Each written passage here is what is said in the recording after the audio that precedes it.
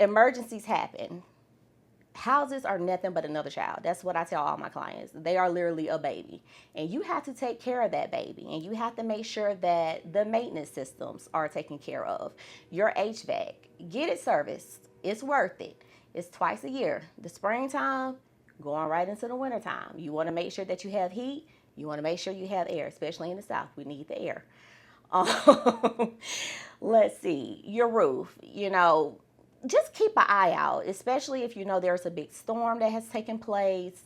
Monitor your roof, monitor your ceiling. Do you see a new brown spot? Does it look wet? Go ahead and get on top of that before it really gets bad. Some leaks aren't bad and they can be patched with like a shingle repair. If it gets too bad and you let it continue to leak, you're going to mess up the wood up underneath the roof and you're going to mess up the sheetrock. So it's a bigger repair when you don't jump on it right away. It leads into more things. Another repair, keeping up with your water heater. I know that they do recommend once a year to drain it. If you do have a water heater that actually does store the water, if you have a tankless water heater, you don't really have to go that route. So making sure you're keeping up with those main items. I get a lot of clients, a lot of times when they have a vacant home, they just want to shut off everything. They're like, hey, can I cut off the power? Can I cut off the water? And I'm like, no, because we need to be running those pipes. We need to run the water. We need to flush toilets. Plus, people have to, they have to be able to see, and they want to make sure that things work as they're viewing the home. So it's really important to stay on top of those issues, the maintenance systems when it comes to your home. Now, one thing I always recommend, and I'm getting to that point now, I've been in my home 6 years. It is going to be time for us to soon repaint. And not every room, but the high traffic areas, coming into our kitchen, coming into our living room, where we tend to have guests, where we tend to pretty much be more recreational in. I would say it's up to you.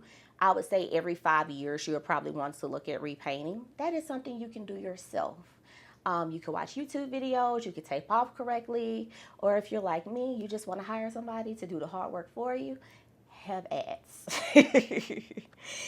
When it comes to the electrical, I actually have a client right now. Her home inspection report was actually great. It wasn't really bad, but there was a lot of electrical on there because she has an older home. I think it was built more so in the 70s. So there is a lot that needs to be updated when it comes to the electrical. So that is something to pay attention to. Now, I know you're thinking, well, Jill, what about the home inspection? What did that show? So let me address that. The home inspection is going to check all those major components. They're going to check the roof. They're going to check the structure. They're going to check the plumbing. They're going to check the electrical.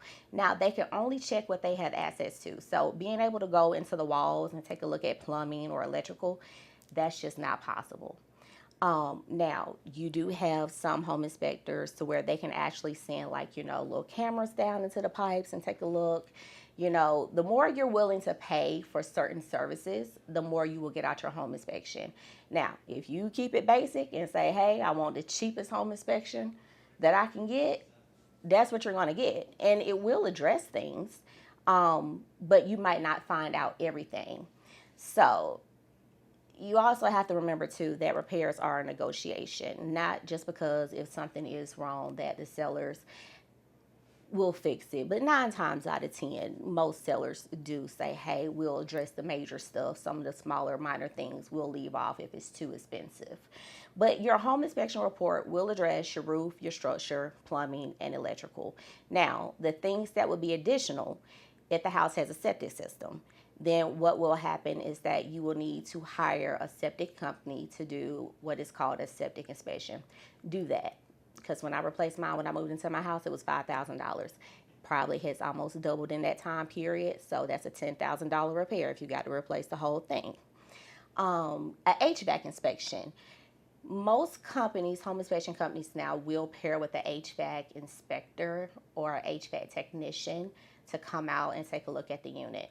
When a home inspector tests the HVAC system, they're just looking for maybe a 15-degree differential in the temperature of the home.